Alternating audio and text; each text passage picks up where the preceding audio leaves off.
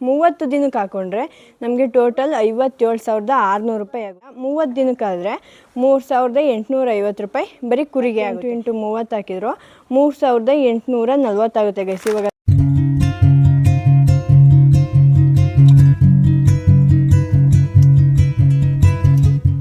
Hi guys, ಎಲ್ಲರಿಗೂ ನಮಸ್ಕಾರ.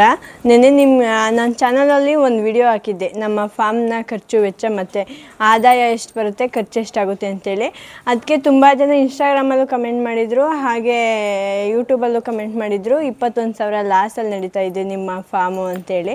Guys, actually ಇದಕ್ಕೆ 21,000 ಬರಲಿಕ್ಕೆ ನಮಗೆ ಲಾಸಲ್ಲಿ ನಡೆಯೋಕ್ಕೆ ಒಂದು ಕಾರಣ ಐತೆ. ನಾನು ಹಿಂದಿನ ವೀಡಿಯೋದಲ್ಲಿ ಒಂದು ಸಲ ಹೇಳಿದ್ದೆ, ನಮಗೆ ಕೆಚ್ಚಲುಬಾವಾಗಿತ್ತು. 4ರಿಂದ 5 ತಿಂಗಳು ನಾವು ಅದರಲ್ಲೇ ಹೋರಾಡಿದ್ದೀವಿ. ಹಾಗಾಗಿ ನಮಗೆ ಇವಾಗ ಟ್ರೀಟ್ಮೆಂಟ್ ಎಲ್ಲ ಕೆಚ್ಚಲುಬಾವಿಗೆ ನಾವೇ ಮಾಡ್ಕೊತಾ ಇದ್ದೀವಿ ಅಂತೇಳಿ. ನಮ್ಗೆ ಅವಾಗ ಹೆಂಗಾಗಿತ್ತು ಅಂದರೆ, ಸ್ಟಾರ್ಟಿಂಗು ಗೈಸ್ ನೀವು ನೋಡ್ಬೋದು. ಸೊ ಇವಳ ಹೆಸರು ಗಂಗೆ ಅಂತ. ಈ ಹಸು ಕರು ಹಾಕಿದಾಗ ಯಾವಾಗ ಹಾಕಿತ್ತು ಅಂದರೆ ಫೆಬ್ರವರಿಲಿ ಕರು ಹಾಕಿದ್ದು. ಕರು ಹಾಕಿದ್ದು 2 ದಿನಕ್ಕೆ ಕೆಚ್ಚಲುಬಾವು ಸ್ಟಾರ್ಟ್ ಆಯಿತು ಗೈಸ್. ಅದಕ್ಕೆ ನಾವು ಏನು ಟ್ರೀಟ್ಮೆಂಟ್ ಕೊಡಿಸ್ಬೇಕು ಅದನ್ನೆಲ್ಲ ಡಾಕ್ಟ್ರ್ ಕಡೆಯಿಂದ ಕೊಡಿಸಿದ್ದು. ಬಟ್ ಏನಪ್ಪ ಅಂತಂದರೆ, ಇವಾಗ ಟ್ರೀಟ್ಮೆಂಟ್ ಕೊಡಿಸಿ 3 ದಿನ ಇರ್ತಿರ್ಲಿಲ್ಲ ಕೆಚ್ಚಲುಬಾವು ಏನೂ. ಅದಾದಮೇಲೆ ಮತ್ತೆ 3 ದಿನಕ್ಕೆ ಸ್ಟಾರ್ಟ್ ಆಗೋದು. ನಾವು ಕಂಟಿನ್ಯೂಸ್ ಆಗಿ ಟ್ರೀಟ್ಮೆಂಟ್ 1 ವಾರ ಕೊಡಿಸ್ತು. ಆಮೇಲೆ 3 ದಿನ ಇರ್ತಿರ್ಲಿಲ್ವಲ್ಲ, ನಾವು ಮಿಷಿನಲ್ಲಲ್ವ ಹಾಲು ಕರಿತಿದ್ದು, ಮಾಮೂಲಿ ಮಿಷಿನಲ್ಲಿ ಹಾಲು ಕರಿತಿದ್ದು. ಆಮೇಲೆ ಏನು ಗೊತ್ತಾ, ಊತ ಬರ್ತಿರ್ಲಿಲ್ಲ ಕೆಚ್ಚಲುಬಾವಲ್ಲಿ. ಅದೇ ನಮಗೆ ಗೊತ್ತಾಯ್ತಿರ್ಲಿಲ್ಲ, ಊತ ಬರ್ತಿರ್ಲಿಲ್ಲ, ಬರೀ ಗಲೀಜು ಮಾತ್ರ ಬರ್ತಿತ್ತು. ಆವಾಗ ನಮಗೆ ಗೊತ್ತಾಗ್ತಿರ್ಲಿಲ್ಲ. ಇದು ಹೆಂಗೂ ಹುಷಾರಾಯ್ತಲ್ವ, 3 ದಿನ ಬರ್ತಿರ್ಲಿಲ್ಲ, ಅವಾಗ ನಮಗೆ ಗೊತ್ತಾಯ್ತಿರ್ಲಿಲ್ಲ. ನಾವೇನು ಮಾಡ್ದೋ, ಇನ್ನು ಮಿಕ್ಕಿದ ಮಿಷಿನ್ ಹಾಕೊಂಡು ಮಿಕ್ಕಿದ ಹಸುಗಳ್ಗೂ ಮಿಷಿನ್ ಹಾಕಿ ಹಾಲು ಕರಿಯೋಕ್ಕೆ ಸ್ಟಾರ್ಟ್ ಮಾಡ್ದು. ಅದೇನಾಯ್ತಪ್ಪ ಅಂದರೆ, ಆ ಹಸುವಿಂದ ಇನ್ನೂ 3 ಹಸುಗೆ ಸ್ಪ್ರೆಡ್ ಆಯಿತು ಕೆಚ್ಚಲುಬಾವು. ಎಷ್ಟು ಟ್ರೀಟ್ಮೆಂಟ್ ಕೊಡಿಸಿದ್ದೀವಿ ಅಂದರೆ, ನಮ್ಮ ಕಡೆ ಗೌರ್ಮೆಂಟ್ ಡಾಕ್ಟ್ರ್ ಒಬ್ಬರು ಬರುತ್ತೆ, ಕೂಪನ್ ತಗೊಂಡ್ರೆ ನಾವು ಗೌರ್ಮೆಂಟ್ ಡಾಕ್ಟ್ರು, ಪ್ರೈವೇಟ್ ಡಾಕ್ಟ್ರಿಂದ ಎಲ್ಲ ಡಾಕ್ಟ್ರಿಗೂ ಎಲ್ಲ ಥರ ಟ್ರೀಟ್ಮೆಂಟು ಕೊಡಿಸಿದ್ದೀವಿ ಗೈಸ್. ಇವಾಗ ಕೆಚ್ಚಲುಬಾವು ಆಯಿತು, ನಾವು ಎಲ್ಲ ಟ್ರೀಟ್ಮೆಂಟ್ ಕೊಡಿಸ್ತೋ. ಈಗ ನಮಗೆ ಡೈರಿ ಡಾಕ್ಟ್ರು ಕೂಪನ್ ಕಡೆಯಿಂದ ಬರ್ತಾರೆ, ಹಾಗೆ ಪ್ರೈವೇಟ್ ಡಾಕ್ಟ್ರು ಬರ್ತಾರೆ, ಎಲ್ಲ ಡಾಕ್ಟ್ರಿಗೂ ತೋರಿಸ್ತೋ. ಅದೇನಾಯಿತು, ಹುಷಾರಾಗಲಿಲ್ಲ, 4 ಹಸುಗೂ ಸ್ಪ್ರೆಡ್ ಆಗಿಬಿಟ್ಟಿತ್ತು. ಅದಾದಮೇಲೆ ನಾವು ಮಿಲ್ಕಿಂಗ್ ಟೆಸ್ಟ್ ಸ್ಯಾಂಪಲ್ ಹಾಲು ತೊಗೊಂಡೋಗಿ ಬೆಂಗಳೂರಲ್ಲಿ ಸ್ಯಾಂಪಲ್ ಮಾಡಿಸ್ಕೊಂಬಂದರೆ ಅದಕ್ಕೆ ಏನು ಟ್ರೀಟ್ಮೆಂಟ್ ಹಾಕ್ಬೋದು ಅಂತಲೂ ಬರುತ್ತೆ. ಆ ಥರ ಮಾಡಿಸ್ಕೊಂಬಂದಾಗ ನಮ್ಗೆ ಏನಾಯ್ತಪ್ಪ ಅಂದರೆ, 1 ಹಸುಗೆ ಮಾತ್ರ ಐತೆ ಅಂತ ಬಂತು. ಇನ್ನು ಹಸುಗಳಿಗೆ ಯಾವುದೇ ಹಸುಗಳಿಗಿಲ್ಲ, ಪಾಸಿಟಿವ್ ಅಂತ ಯಾವ ಹಸುಗಳಿಗೂ ಬರಲಿಲ್ಲ, ಎಲ್ಲ ನೆಗೆಟಿವ್. ಒಂದೇ ಒಂದು ಹಸುಗೆ ಐತೆ ಅಂತ ಬಂತು. ಅದಕ್ಕೆ ಅದರಲ್ಲೇ ಟ್ರೀಟ್ಮೆಂಟ್ ಬಂದಿತ್ತು. ಹಾಗಾಗಿ ಆ ಟ್ರೀಟ್ಮೆಂಟ್ ಕೊಡಿಸ್ತು, 1 ಹಸು ಹುಷಾರಾಯಿತು. ಅದಾದಮೇಲೆ ನಾವು ಏನು ಮಾಡಿದ್ರು ಗೊತ್ತಾಗೈಸಿ, ಈಗ ಎಷ್ಟು ಟ್ರೀಟ್ಮೆಂಟ್ ಕೊಡಿಸಿದ್ರು ಹುಷಾರಾಯ್ತಿರ್ಲಿಲ್ಲ, ಮತ್ತು ಇಲ್ಲಿ ಟ್ರೀಟ್ಮೆಂಟು ಬರಲಿಲ್ಲ ಅಂತೇಳಿ ಹಸು ಹಾಲು ನಿಲ್ಲಿಸ್ಬಿಟ್ಟು 1 ಹಸುನ ಒಂದು 20 ದಿವಸ ಹಾಲು ಫುಲ್ ಡ್ರೈ ಮಾಡಿ ಹಾಕಿದ್ದೀವಿ, ಟ್ಯೂಬ್ ಹೊಡೆದ್ಬಿಟ್ಟು. ಇನ್ನೊಂದು ಹಸುನ 1 ವಾರ ಹಾಲು ಡ್ರೈ ಮಾಡಿ ಹಾಕಿದ್ದೀವಿ. ಅದು 1 ಹಸು 1 ವಾರ ನಿಲ್ಲಿಸಿದ್ದು, ಆವಾಗ 3.5 ತಿಂಗಳಾಗಿದ್ರು 1 ಟೈಮ್ಗೆ 16 ಲೀಟ್ರ್ ಹಾಲು ಕೊಡ್ತಿತ್ತು ಗೈಸ್, ಅವಾಗಲೇ ಅದು. ಆದರೂ ಈ ಕೆಚ್ಚಲುಬಾವು ಅನ್ನೋ ಪ್ರಾಬ್ಲಮಿಂದ ನಾವು 1 ವಾರ ಹಾಲು ನಿಲ್ಲಿಸ್ತು. ಇದು ಅಷ್ಟೇ, ಇನ್ನೊಂದು ಹಸುನೂ ಅಷ್ಟೇ. ಅದು 1 ಟೈಮ್ಗೆ ನಮಗೆ ಆವಾಗ ಡಾಕ್ಟ್ರು ಸೈಲೇಜ್ ಹಾಕಬೇಡಿ, ಬೂಸ ಹಾಕಬೇಡಿ, ಅದರಿಂದ ಬಾವು ಜಾಸ್ತಿ ಆಗ್ಬೋದೇನೋ ಅಂತ ಹೇಳಿದರು. ಹಾಗಾಗಿ ಅದನ್ನು ಹಾಲು ಎಲ್ಲ ಫುಲ್ಲು ನಿಲ್ಲಿಸಿ ಬರೀ ಒಣಲ್ ಹಾಕ್ತಿದ್ರು. 8 ಲೀಟ್ರ್ 9 ಲೀಟ್ರ್ ಹಾಲು ಕೊಡ್ತಿತ್ತು ಆವಾಗಲೇ ಆ ಹಸು, ಆವಾಗಿನೂ ಕರು ಹಾಕಿದ್ದ ಹಸು ಅದು. ಹಾಗಾಗಿ ಇಷ್ಟು ಲೀಟ್ರ್ ಹಾಲು ಕೊಡುವಾಗ ನಾವು 20 ದಿನದವರೆಗೂ ಹಾಲು ನಿಲ್ಲಿಸಿದ್ದೀವಿ, 1 ವಾರದವರೆಗೂ ಹಾಲು ನಿಲ್ಲಿಸಿದ್ದೀವಿ. ಆದರೆ ಒಂದು ಚೂರು ಊತ ಬರ್ತಿರ್ಲಿಲ್ಲ ಕೆತ್ತಲು. ಆವಾಗ ನಾವೇನಪ್ಪ ಮಾಡ್ದು ಅಂದರೆ, ಹುಷಾರಾಗಿರ್ಬೋದೇನೋ, ಕೆಚ್ಚಲುಬಾವು ಆದರೆ ಸಾಮಾನ್ಯ ಊತ ಬರುತ್ತಲ್ವ, ಹುಷಾರಾಗಿರ್ಬೋದೇನೋ ಅಂತ 1 ಹಸು ಕರೆಯೋಕ್ಕೆ ಸ್ಟಾರ್ಟ್ ಮಾಡ್ದೋ. 1 ವಾರ ಆದಮೇಲೆ ಅದೇನಾಯಿತು, 1-2 ದಿನ ಅಷ್ಟೇ, ಆಮೇಲೆ ಮತ್ತೆ ಗಲೀಜು ಸ್ಟಾರ್ಟ್ ಆಯಿತು. ಆಮೇಲೆ ಬಿಡು ಹೋಗಲಿ, ಹೆಂಗೋ ನೋಡೋಣ, ಕರಿತಾ ಹೋಗೋಣ ನಾವು, ಏನಾಗುತ್ತೆ ನೋಡೋಣ ಅಂತ ಸುಮ್ಮನಾದ. ಹಂಗೆ ಕರೆಯೋಕ್ಕೆ ಸ್ಟಾರ್ಟ್ ಮಾಡ್ದೋ. ಇನ್ನೊಂದು ಹಸುನೂ ಅಷ್ಟೇ 20 ದಿವಸ ಆದಮೇಲೆ ಕರೆದಿದ್ದೀವಿ. ಸ್ಟಾರ್ಟಿಂಗ್ ಎಷ್ಟು ಮೊಸರು ಥರ 1-2 ದಿನ ಮೊಸರು ಥರ ಬತ್ತು. ಆಮೇಲೆ ಸ್ವಲ್ಪ ಜಂಟ ವೇಟ್ ಎಲ್ಲ ಆಗ್ತೋ, ಸ್ವಲ್ಪ ಕಂಟ್ರೋಲ್ ಆಯಿತು. ಅದಾದಮೇಲೆ ಏನು ಗಲೀಜೇ ಇಲ್ಲ. ಇದುವರೆಗೂ ಯಾವುದೇ ಹಸುಗೆ ಏನೂ ಪ್ರಾಬ್ಲಮ್ಮೇ ಆಗಿಲ್ಲ. ಅಂದರೆ ಕೆಚ್ಚಲುಬಾವಿಂದ ಅದು ಯಾವ ಟೈಮು ಅಂತ ಗೊತ್ತಿಲ್ಲ ಗೈಸ್, ನಿಜವಾಗ್ಲೂ ಅವಾಗ ತುಂಬ ಅನುಭವಿಸ್ಬಿಟ್ಟಿದ್ದೀವಿ. ಅದು ಈಗ ಯೂಟ್ಯೂಬ್ ಚಾನಲ್ ಮಾಡಿರೋದಕ್ಕೆ ಅಂತಿದ್ರಲ್ಲ ನೀವು, ಇವರು ಅದಕ್ಕೋಸ್ಕರನೇ ದುಡ್ಡುಗೋಸ್ಕರನೇ ಸ್ಟಾರ್ಟ್ ಮಾಡಿರೋದು ಅಂತವ. ಏನು ಗೊತ್ತಾ, ನಾವು ಒಂದು ಟೈಮಲ್ಲಿ ಅವಾಗ ಬಿದ್ದು ಜೀವನದಲ್ಲಿ ಒಂದು ಸತಿ ಬೀಳಬೇಕಂತೆ, ಆ ಥರ ಆ ಟೈಮಲ್ಲಿ ಒಂದು ಸಲ ನಾವು ಹೆಂಗೆ ಬಿದ್ದಿದ್ದೀವಿ ಅಂದರೆ, ನಮಗೆ ಜೊತೆಗೆ ಯಾರು ಇದ್ದರೂ ಸಹ ಏನೋ ಆಗೋಯ್ತು ಬಿಡು ಮುಂದೆ ಹೋಗು ಏನಾರು ಆಗುತ್ತೆ ಒಳ್ಳೇದಾಗುತ್ತೆ ಅನ್ನೋದಕ್ಕಿಂತ ಹೆಚ್ಚಾಗಿ ಅಣುಸ್ಕೊಳ್ಳೋರೇ ಜಾಸ್ತಿ ಆಗೋಗ್ಬಿಡ್ತಾರೆ. ನಮಗೆ ಸಪೋರ್ಟ್ಗೂ ಸಹ ಯಾರೂ ಅಷ್ಟು ನಿಲ್ಲಲ್ಲ. ಆದರೆ ಚೆನ್ನಾಗಿದೆ ನೋಡ್ರಿ, ಬಾರೋ ಇಲ್ಲಿ ದರ್ಶನ್ ಒಂಚೂರು ನಮ್ಮ ಹೊಸ ನಾಡು ಅಂತ ಕರೆಯೋಕ್ಕೆ ಬರ್ತಾರೆ. ಆದರೆ ನಮ್ಮ ಕೆಟ್ಟ ಟೈಮ್ ಬಂದುಬಿಟ್ರೆ ನಮ್ಮನ್ನ ಯಾರೂ ಸಹ ತಿರುಗಿ ನೋಡಲ್ಲ. ಅಂಥ ಟೈಮ್ ನಾವು 4-5 ತಿಂಗಳು ಅನುಭವಿಸಿದ್ವಿ. ಅದರಿಂದ ಆಗಿ ನಮ್ಮ ಫಾರ್ಮ್ ಇವಾಗ ಸ್ವಲ್ಪ ಲಾಸಲ್ಲಿ ನಡೀತಾ ಇರೋದು. ಇನ್ನೊಂದು ವಿಷಯ ಏನಂದರೆ, ಅವಾಗ ನಾವು ಹಸು ಹೊರ್ಗಡೆ ಜಾಗ ಚೇಂಜ್ ಮಾಡಿದರೆ ಹುಷಾರಾಗುತ್ತೇನೋ ಅಂದ್ಬಿಟ್ಟು ಹಸುನು ಹೊಡೆದಾಗ ಒಂದು ಹಸುವಿಂದ 6-7 ಲೀಟ್ರು, 10 ಹಸು ಇಟ್ಕೊಂಡು 6-7 ಲೀಟ್ರು ಹಾಲು ಹಾಕ್ತಿದ್ದೋ ಅವಾಗ 6-7 ಲೀಟ್ರಿಂದ ಇವತ್ತು 50 ಲೀಟ್ರ್ವರೆಗೂ ಮತ್ತೆ ಕಮ್ಬ್ಯಾಕ್ ತಗೊಂಡಿದ್ದೀವಿ. ಮತ್ತು ನಾವು ಅಲ್ಲಿ ಸೋಲಿಲ್ಲ. ಇವತ್ತು ನಾವೇನಾರು ಒಂದು ಸಲ ಸೋತ್ರೆ ಬಿಟ್ಕೊಟ್ರೆ ಮುಂದೆ ನಾವು ಏನೇ ಒಂಚೂರು ಕಾಯಿಲೆ ಬಂದರೂ ಹೆದ್ರಿಕೊಂಬಿಡ್ತೀವಿ, ಸೋಲ್ಬಾರ್ದು ನಾವು ಅಂತೇಳಿ ಮತ್ತೆ ಕಮ್ಬ್ಯಾಕ್ ಆಗಿ ಇವತ್ತು 50 ಲೀಟ್ರಿಗೆ ಬಂದಿದ್ದೀವಿ. ಗೈಸ್, ನಮಗೆ ಈಗ 21,000ದಲ್ಲಿ ಸಮಾಧಾನ ಇದೆ. ಯಾಕೆ ಗೊತ್ತಾ? ಹಸು ಆರೋಗ್ಯವಾಗಿದೆ. ನಮ್ಗೆ ಅದು ಮೇನ್ ಇಂಪಾರ್ಟೆಂಟು. ಹಾಲು ಬೇಕಾದ್ರೆ ಹಸು ಚೆನ್ನಾಗಿದ್ರೆ ಎಷ್ಟಾರು ಹಾಲು ಕರಿಬೋದು. ನಮಗೆ ಮೇನ್ ಇಂಪಾರ್ಟೆಂಟು ಇಲ್ಲಿ ದುಡ್ಡು ಮತ್ತು ಜಾಸ್ತಿ ಹಾಲು ಕರಿಬೇಕು ಅನ್ನೋದಕ್ಕಿಂತ ಇಂಪಾರ್ಟೆಂಟು ಅವುಗಳ ಆರೋಗ್ಯ ಚೆನ್ನಾಗವ ನಮ್ಮ ಹಸುಗಳು. ನಮ್ಗೆ ಅದೇ ಖುಷಿ.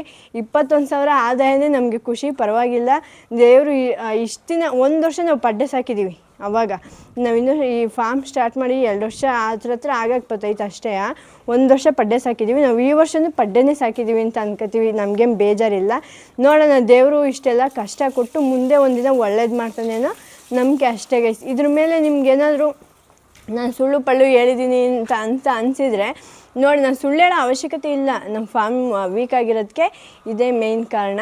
ಇವತ್ತು ಏನೇ ಒಂದು ಖುಷಿ ವಿಚಾರ ಅಂದರೆ, ಆವಾಗೆಲ್ಲ ನಮ್ಗೆ ಹಸುಗಳಿಗೆಲ್ಲ ಹುಷಾರಿಲ್ದಿದ್ದಕ್ಕೆ ಇವತ್ತು ನಾವೇ ನಮ್ಮ ಮನೆಯವರೇ ಹಸುಗೆ ಇಂಜೆಕ್ಷನ್ನು ಅಂದರೆ ಕೆತ್ತಲು ಬಾವಿಗೆ ಟ್ರೀಟ್ಮೆಂಟ್ ಮಾಡ್ಕೊಳ್ಳೋವಷ್ಟು ದೇವ್ರು ನಮಗೆ ಒಳ್ಳೆ ಅವಕಾಶ ಕಲಿಸ್ಕೊಟ್ಟು ಅದನ್ನು ಟ್ರೀಟ್ಮೆಂಟ್ ಮಾಡ್ಕೊಡೋದು ಕಲಿಸ್ಕೊಟ್ಟಾನೆ. ಈಗ ಒಂದು ಹಸುಗೆ ಕೆತ್ತಲು ಬಾವು ಆಯಿತು ಅಂದರೆ ಯಾವ ರೀತಿ ಟ್ರೀಟ್ಮೆಂಟ್ ಮಾಡ್ಕೋಬೇಕು ಅಂತ ಅದನ್ನ ಕಲಿಸ್ಕೊಡೋಕ್ಕೆ ದೇವ್ರು ನಮಗೆ ಪರೀಕ್ಷೆ ಮಾಡಿದ್ನೇನೋ. ಏನೋ ನೀವು ಹಸು ಸಾಕ್ತೀವಿ ಅಂತ ನಿಂತಿದ್ದೀರಲ್ಲ, ನಾನು ಈ ಥರ ಕಷ್ಟ ಕೊಡ್ತೀನಿ ನಿಮಗೆ, ನೋಡೋಣ ಏನು ಮಾಡ್ತೀರಾ ಅಂತೇಳಿ ಈ ಥರ ಏನಾರ ಕಷ್ಟ ಕೊಟ್ಟನೇನೋ ಅಂತೇಳಿ ಅಂದ್ಕೊಂಡು ನಾವು ಇವತ್ತು ಮತ್ತೆ ಕಮ್ಬ್ಯಾಕ್ ಆಗಿದ್ದೀವಿ. ನಮಗಿದೇ ಸಮಾಧಾನ ಇದೆ. ನೀವೇನೇ ಕಮೆಂಟ್ ಮಾಡಿ ನಿಮಗೆ 4 ಎಮ್ಮೆ ಸಾಕಿದ್ರೆ ಅಷ್ಟು ಬರುತ್ತೆ ಇಷ್ಟು ಬರುತ್ತೆ ಅಂತ ಹೇಳಿದ್ರು ನಂಗೆ ಬೇಜಾರಿಲ್ಲ. ಯಾಕೆಂದರೆ ನಮಗೆ ಸಮಾಧಾನ ಐತೆ, ಖುಷಿ ಐತೆ. ನಮ್ಗೆ ಹಸುಗಳ ಆರೋಗ್ಯ ಮುಖ್ಯ. ನನಗೇನು ಬೇಜಾರಿಲ್ಲ ಗೈಸ್. ಇದು ಯಾಕೆ ವೀಕಲ್ಲಿ ನಡೀತೈತೆ ಅಂತ ಫಾರ್ಮು, ಇದು ನಿಮಗೆ ಎಕ್ಸ್ಪ್ಲನೇಷನ್ ಗೈಸ್. ನೆಕ್ಸ್ಟು ನಿಮಗೆ ಹೇಳ್ತೀನಿ, ಅದೇ ನೀವು ಕೇಳಿದ್ರಲ್ಲ, ನೀವು ಅಷ್ಟೊಂಥರ 65,000 ಹೇಗಾಗುತ್ತೆ ಅಂತೇಳಿ ಫೀಡ್ ಬಗ್ಗೆ, ಅದಕ್ಕೆ ನಿಮಗೆ ಸ್ವಲ್ಪ ಲೆಕ್ಕ ಬರೆದಿದ್ದೀನಿ ನೀಟಾಗಿ, ನಿಮಗೆ ತೋರಿಸ್ತೀನಿ ಗೈಸ್. ನೋಡಿ, ನಾವು ಹಸುಗೆ ಗೈಸ್ ಇವಾಗ ಒಂದು ಹಸುಗೆ 1 ಟೈಮ್ಗೆ 3-4 kg ಫೀಡ್ ಕೊಡ್ತೀವಿ. ಅದು 1 ಟೈಮ್ಗೆ. ಹಾಗಾದರೆ ನಾವಿವಾಗ ಗೈಸ್ ನೋಡಿ ಇಲ್ಲಿ ತೋರಿಸ್ತೀನಿ ಸ್ವಲ್ಪ ನೋಡಿ. 2 ಟೈಮಿಂದ 10 ಹಸುಗೆ 60 kg ಕೊಡ್ತೀವಿ ಆಯಿತಾ. 2 ಟೈಮಿಂದ ನಮ್ಮಲ್ಲಿರೋ 10 ಹಸುಗಳಿಗೂ ಸೇರಿಸಿ 60 kg ಫೀಡ್ ಕೊಡ್ತೀವಿ. 60 kg ಇಂಟು ನಾವು ಹೋಗಲಿ ಅವ್ರು ಹೇಳಿರೋ ಥರ 32 ರೂಪಾಯಿನೇ ಹಾಕೊಳ್ಳೋಣ ಗೈಸ್, ಜಾಸ್ತಿ ಬೇಡ. ಅಂದರೆ ಇವಾಗ ಹಿಂಡಿ ಎಲ್ಲ ಜಾಸ್ತಿ ರೇಟು, ಬೂಸು ರೇಟ್ ಜಾಸ್ತಿ ಐತೆ, ಜೋಳದಿಟ್ಟು ರೇಟು ಜಾಸ್ತಿ ಆಗೈತೆ. ಅಟ್ಲೀಸ್ಟ್ ನಾವು ಹೇಳ್ತಾ ಇರೋದು ಅವ್ರು ಹೇಳಿರೋ ರೇಟಿಗೆ ಇರಲಿ. ಅವ್ರು ಹೇಳಿರೋ ರೇಟಿಗೆ ನಮ್ಮ ಫೀಡ್ ಯಾವ ಥರ ಮ್ಯಾನೇಜ್ ಆಗುತ್ತೆ ಅಂತೇಳಿ. ಈಗ 60 kgಗೆ 32 ರೂಪಾಯಿ ಹಾಕೊಂಡ್ರು, 1 kgಗೆ 32 ರೂಪಾಯಿ ಹಾಕೊಂಡ್ರು, 60 kg ಇಂಟು 32 ರೂಪಾಯಿ ಹಿಂಗೆ 1920 ರೂಪಾಯಿ ಆಗುತ್ತೆ ನಮಗೆ. ಒಂದು ದಿನಕ್ಕೆ 10 ಹಸುವಿಂದ 1920 ಬೀಳುತ್ತೆ. ಇದು 1920 ಇಂಟು 30 ದಿನಕ್ಕೆ ಹಾಕ್ಕೊಂಡ್ರೆ ನಮಗೆ ಟೋಟಲ್ 57,600 ರೂಪಾಯಿ ಆಗುತ್ತೆ. ಇದ್ರ ಜೊತೆಗೆ ನಮ್ಮ ಕುರಿ ಇದ್ದಾವೆ. ಕುರಿಗೆ ಒಂದು ದಿನಕ್ಕೆ ನಾವು ಬೆಳಗ್ಗೆ ಸಂಜೆಯಿಂದ ಏನೇನು ಕೊಡ್ತೀವಿ, ಹಿಂಡಿ ಬೂಸ ಜೋಳ 3 ಕೊಡ್ತೀವಿ. ಜೋಳ ಬಿಟ್ಟಾಕನ ಹಿಂಡಿ ಮತ್ತು ಬೂಸ ಹಾಕೋದ್ರಿಂದ ಬೆಳಗ್ಗೆ 2 kg ಸಂಜೆ 2 kg ಕೊಡ್ತೀವಿ.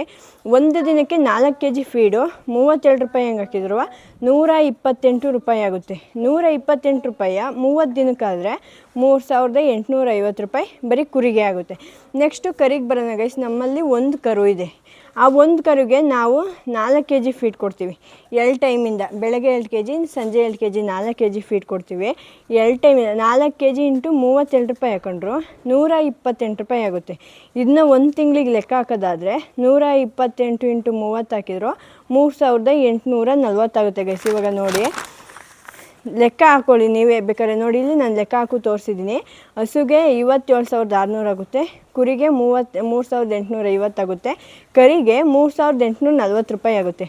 ಟೋಟಲ್ 65,000 ರೂಪಾಯಿ ಆಗುತ್ತೆ. ನೋಡಿ ಗೈಸ್, ಇದು ನಮ್ಮದು ಫೀಡ್ ಲೆಕ್ಕ. ಕೇಳ್ತಿದ್ರಲ್ಲ ನೀವು ಇಷ್ಟಿಷ್ಟು, ಇದಕ್ಕಿಂತ ಜಾಸ್ತಿನೇ ಬರ್ಬೋದು. ಯಾಕೆ ಅಂದರೆ ಹಿಂಡಿ ರೇಟು, ಬೂಸು ರೇಟು ಜಾಸ್ತಿ ಆಗೈತೆ ಇವಾಗ. ಹಾಗೆ ಜೋಳದ ಹಿಟ್ಟು ಹಾಕ್ತೀವಿ, ಅದ್ರ ರೇಟು ಜಾಸ್ತಿ ಆಗೈತೆ. ಬೂಸು ರೇಟ್ ಜಾಸ್ತಿ ಆಗಿರೋದ್ರಿಂದ ಇದಕ್ಕಿಂತ ಹೆಚ್ಚಾಗಿ ಬರ್ಬೋದು, ಹೇಳೋಕ್ಕಾಗಲ್ಲ. ಗೈಸ್, ಇನ್ನೇನಾರು ಇದ್ದರೆ ಕಮೆಂಟ್ ಮಾಡಿ. ಇನ್ನೇನಿಲ್ಲ, ಇಷ್ಟೇ ವಿಷಯ ನಿಮಗೆ ಕ್ಲಾರಿಫೈ ಕೊಡಬೇಕಿತ್ತು ನಾನು. ನಮ್ಮ ಫಾರ್ಮ್ ಯಾವ ಕ್ಲಾಸಲ್ಲಿ ನಡೀತಿದೆ, ಹಾಗೆ ನಮ್ಮ ಫೀಡ್ ಲೆಕ್ಕ ನಿಮಗೆ ಹೇಗೆ ಅಂತ ತೋರಿಸ್ಬೇಕಾಯ್ತು. ಪರವಾಗಿಲ್ಲ, ಇವಾಗ ಕ್ಲಾಸಲ್ಲಿ ನಡೀತಿದೆ. ಮುಂದೆ ಒಂದಿನ ಎಲ್ಲ ಚೆನ್ನಾಗುತ್ತೆ. ಅಲ್ಲಿವರೆಗೂ ತಾಳ್ಮೆಯಿಂದ ಕಾಯ್ತೀವಿ. ಹಸು ಕಾಯಕ್ಕೆ ಮೇಯ್ನ್ ತಾಳ್ಮೆನೇ ಇಂಪಾರ್ಟೆಂಟ್ ಅಲ್ವಾ. ಹಾಗಾಗಿ ನಮಗೂ ತಾಳ್ಮೆ ಜಾಸ್ತಿ ಐತೆ. ನೋಡೋಣ, ಕಾಯ್ತೀವಿ ಗೈಸ್. ನೋಡೋಣ ಏನೇನಾಗುತ್ತೆ ಮುಂದೆ. ಇದೇ ಥರ ನಿಮಗೆ ಎಲ್ಲ ವೀಡಿಯೋಸ್ದು ನೋಟಿಫಿಕೇಷನ್ ಬರ್ತಾ ಇರುತ್ತೆ, ನೀವು ನೋಡ್ತಾ ಇರ್ತೀರ. ಇಲ್ಲ ಇನ್ಕ್ರೀಸ್ ಆಗುತ್ತಾ, ಇಲ್ಲ ಏನಾಗುತ್ತೆ ಅಂತೇಳಿ ನೀವೇ ನೋಡಿ ಗೈಸ್. ಇವಾಗ ಇಷ್ಟೆಲ್ಲ ಆಯಿತು. ನಾವು ಒಂದು ಹಸುಗೆ ಲೆಕ್ಕನೂ ಕೊಟ್ಟಿದ್ದೀವಿ. ನಾನೇನಂತ ಅಂದ್ಕೊಂಡಿದ್ದೆ, ಒಂದು ನೆಕ್ಸ್ಟ್ ವೀಡಿಯೋದಲ್ಲಿ ಒಂದು ಹಸುಗೆ ಎಷ್ಟು ಖರ್ಚು ಬರುತ್ತೆ ಆ ಥರ ಎಲ್ಲ ಫುಲ್ ಎಕ್ಸ್ಪ್ಲೈನ್ ಮಾಡೋಣ ಅಂತಿದ್ದೆ. ನೋಡೋಣ, ಸಿಂಪಲಾಗಿ ಎಕ್ಸ್ಪ್ಲೈನ್ ಮಾಡಿದ್ದೀನಿ. ನೆಕ್ಸ್ಟ್ ವೀಡಿಯೋದಲ್ಲಿ ಒಂದು ಹಸುಗೆ ದಿನಕ್ಕೆ ಎಷ್ಟು ಖರ್ಚು ಬರುತ್ತೆ ಅಂತೇಳಿ ನಿಮಗೆ ಫುಲ್ ತಿಳಿಸ್ಕೊಡ್ತೀನಿ. ಹಾಗೆ ನೀವು ಹೇಳಿದ್ದೀರಾ ತೆಪ್ಪೆದು ಲೆಕ್ಕನೇ ಹಾಕಿಲ್ಲ ಅಂತೇಳಿ. ನಾನು ಅಲ್ಲಿ ತೋರಿಸಿರೋದು ಇವಾಗ ಫಾರ್ಮ್ ಸ್ಟಾರ್ಟ್ ಮಾಡಬೇಕು ಅಂತ ಅಂದ್ಕೊಂಡಿರ್ತಾರಲ್ಲ, ಅವರಿಗೆ ಮೇವೂ ಸೇರಿಸ್ಕೊಂಡ್ರೆ ಎಷ್ಟಾಗುತ್ತೆ ಅಂತ ನಾನು ನಿಮ್ಗೆ ತೋರಿಸಿದ್ದೀನಿ. ನಿಮಗೆ ಅವಶ್ಯಕತೆ ಇದ್ದರೆ ಆ ತೆಪ್ಪೆ ಲೆಕ್ಕನೂ ಸೇರಿಸ್ಕೊಳ್ರಿ. ನಾವು ತೆಪ್ಪೆ ಮಾರಲ್ಲ, ಹಾಗಾಗಿ ಲೆಕ್ಕ ಹಾಕಿಲ್ಲ ಅಲ್ಲಿ. ಅದ್ರ ದುಡ್ಡು ಉಳ್ಕೊಳ್ಳುತ್ತೆ ನಮಗೆ ತೆಪ್ಪೆದುವ.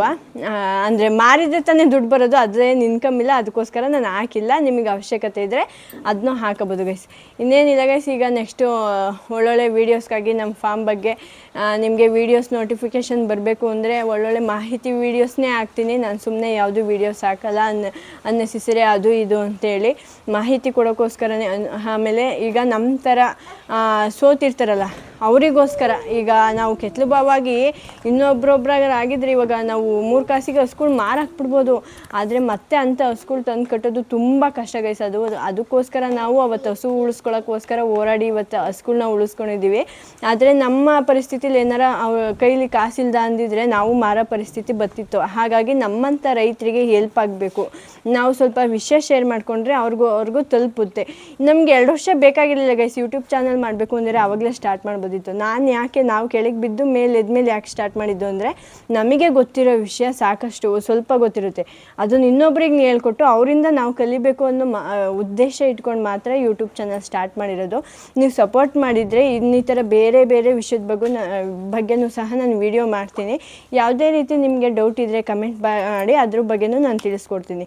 ಇದೇ ರೀತಿ ವೀಡಿಯೋಸ್ಗಾಗಿ ಸಬ್ಸ್ಕ್ರೈಬ್ ಮಾಡ್ಕೊಳ್ಳಿ, ಹಾಗೆ ಕಮೆಂಟ್ ಮಾಡಿ ನಿಮ್ಮ ಅನಿಸಿಕೆ. ಗೈಸ್, ಇನ್ನೊಬ್ರು ಹೇಳಿದ್ದೀರಾ ಬ್ರೀಡ್ ಹಸು ಸಾಕಿ ಯಾಕಂದ್ರೆ ನಿಮಗೆ ಸ್ವಲ್ಪ ಲಾಭ ಉಳಿಯುತ್ತೆ ಅಂತೇಳಿ. ಬ್ರೀಡ್ ಹಸು ಸಾಕಬೇಕು ಅನ್ನೋದು ನಮ್ಮ ಇಂಟೆನ್ಷನ್ ಕೂಡ. ಇವಾಗ ಜನ್ರೇಷನ್ ಚೇಂಜ್ ಮಾಡೋ ಇದರಲ್ಲಿ ಅಂದರೆ ನೆಕ್ಸ್ಟ್ ಇನ್ಮೇಲೆ ಹಸುಗಳ್ನ ಜನ್ರೇಷನ್ ಚೇಂಜ್ ಮಾಡಬೇಕು, ಒಳ್ಳೊಳ್ಳೆ ಹಸುಗಳು ಕಟ್ಟಬೇಕು. 4 ಹಸು ಕೊಟ್ಟಲಿ ಚೆನ್ನಾಗಿರೋ ಹಸು ಕಟ್ಟಬೇಕು ಅನ್ನೋದು ನಮ್ಮ ಇಂಟೆನ್ಷನ್ ಕೂಡ.